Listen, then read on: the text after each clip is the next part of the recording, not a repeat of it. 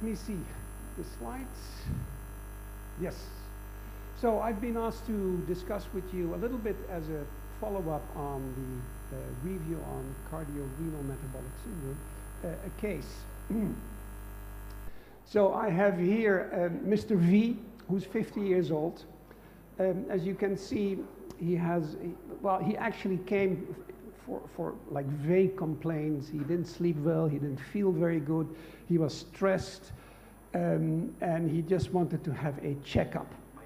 And when we did a checkup, we always take also a family history, and what is interesting to see, his father died at the age of 63. That's a little bit young. In the cutoff, we say women 55 and males below 60 is what we call premature cardiovascular disease.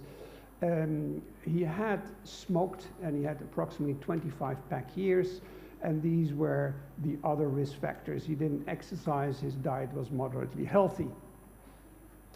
Now, when we did a more in-depth examination of his laboratory, you can see not everything was absolutely normal. You know, he was slightly high in glucose, HbA1c borderline, eGFR 69, that's still in the safe range, but also a slight proteinuria and a dyslipidemia with almost normal but abnormal lipid levels. He also did an ECG and a stress test, and actually there was no real indication of already damage that we could observe. So the big question is, you know, what do we do with a patient like this? Is this somebody that you send home and say, come back in 6 months or a year, we do a checkup of you again? Actually, we didn't do Lp(a) in those days. That's something that would definitely be included now. Or would you already initiate a treatment, not only lifestyle, but also other forms of treatment? Well, one of the tools that we could use is, of course, the risk calculator, and this is a simple one that's used, I think, also sometimes by people here in Vietnam. This is from the American Heart and ACC. So I entered all the data that reflect his risk profile, and you can see that his 10-year risk was 7.5%. Now, that is right on the cusp, because it is dictated, if it's more than 7.5%, you should think about initiating, for instance, statins. If it's below, it's considered to be slightly low risk. But on the other hand, his lifetime risk was 46%.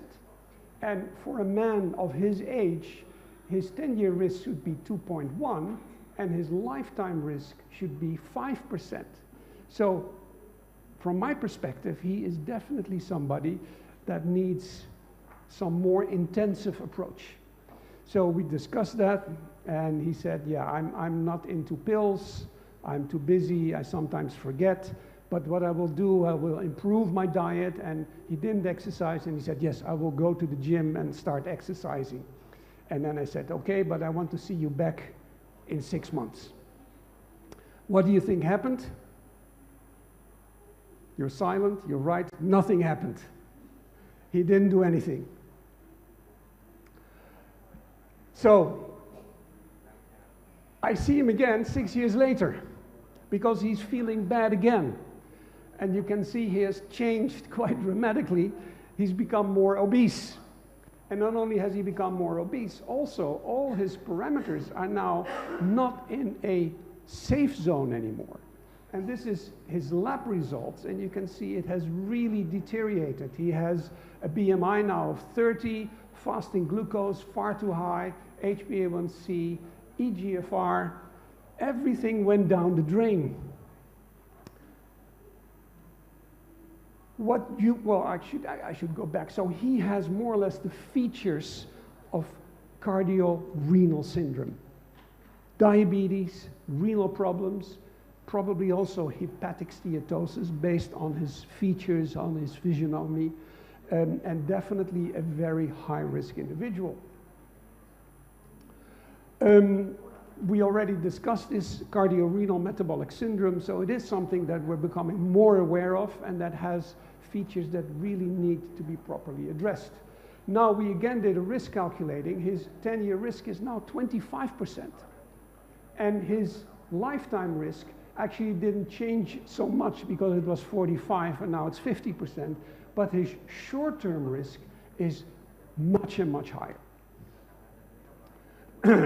We also did some additional research looking at cardiomarker, looking also at renal staging, and he completely fitted the profile of cardiorenal metabolic syndrome. Now, what is your advice? What would you do with a patient like this? Actually, it's quite simple. You know, you have the important risk factors, and we have fantastic tools, medications to address all these riskful features. What we need to do is, of course, holistic integrated approach. So sometimes that means multidisciplinary. To stop the progression of the disease, we need to address glycemic control, blood pressure control, lipid management, and renal preservation. So we have to come up with a portfolio of medications plus lifestyle. I cannot stress lifestyle enough, especially in these kind of patients. Having some form of simple exercise routine, if it is only walking 6,000 steps per day, is a good start, but he does need to address his lifestyle as well. For blood pressure, this is what we have in stock. We have all the classical drugs that allow us to properly manage his hypertension. We have now the SGLT2 drugs, which are definitely I would almost consider them a new statin in terms of all the benefits, what they convey in terms of glycemic control, some blood pressure effects, but particularly also risk-reducing effects in patients with renal disease. We have the GLP-1 receptor agonist, perhaps slightly more cardioprotective, but also very good in patients with insulin resistance, diabetes, to control this slightly more. We have, of course, the classic metformin, and then we have the new aldosterone agonist, Fineron, for patients that have heart failure, renal problems. Lipid management is actually the most simple one because he definitely has features of a combined dyslipidemia, higher triglyceride, low HDL, and also slightly elevated LDL. And the simplest drug that we can use for this type of patient is, of course, atorvastatin. But realize we need to use a high dose. 10 or 20 milligram is not enough. Now, I know 80 milligram is not easily available in Vietnam, so at least use the 40 milligram. This was the initial management plan, so 80 milligrams of atorvastatin, amlodipine, ramipril, metformin, dapagliflozin, and we also considered Fineron and tirzepatide. But that's something that we would initiate at a later stage, not to overwhelm him with too many drugs at the same time. Unfortunately, he didn't come back in 3 months as planned. He came back 2 weeks later, horizontal, at the ER, because he was already too far ahead in terms of cardiovascular risk. So he came in with a myocardial infarction. We were too late. This is what his profile looked like before we started the medication. And of course, we started with high intensity statin, and it had a really good impact on him. He has now really acceptable LDLs, triglycerides went down, and also his metabolic profile improved dramatically. So this is what happened with his different parameters. You can see an overall improvement, although there is still a few items here that we could tweak with additional medication, but it shows you that potentially, if you are fast and early enough, you can completely normalize him. For the renal prevention, we have these drugs, as I just mentioned, and don't forget that atorvastatin also has some benefits in reducing proteinuria, so that's why I added it to the list. For the lipids, we have substantial evidence in terms of trials, the TNT that we discussed extensively, the ASCA trial focusing hypertension patients, and the CARDS trial that showed the benefit in diabetic patients. This problem is not a single problem for a single specialist. this needs collaboration. You need to be able to at least discuss this with the nephrologist or the diabetologist or the cardiologist to really optimize not only his treatment strategy, but his follow-up. What do you do to monitor him? How do you keep a hold of him and making sure that his risk factors do not deteriorate? And that's why the different specialists come in. And this is one of my favorite slides that I use quite frequently. Now, I'm not sure if you're familiar with the calligraphy in Chinese, but what I like about this slide is that this is the Chinese symbol for risk. So risk is not one symbol, risk is two symbols. And what the symbols are, danger and opportunity. So it gives you, in English, risk is like a deer in the headlight. You freeze because of the fear. But if you look at it as a danger plus an opportunity, that makes a whole different approach, a more proactive approach. And I added a little extra. I said opportunity never knocks twice.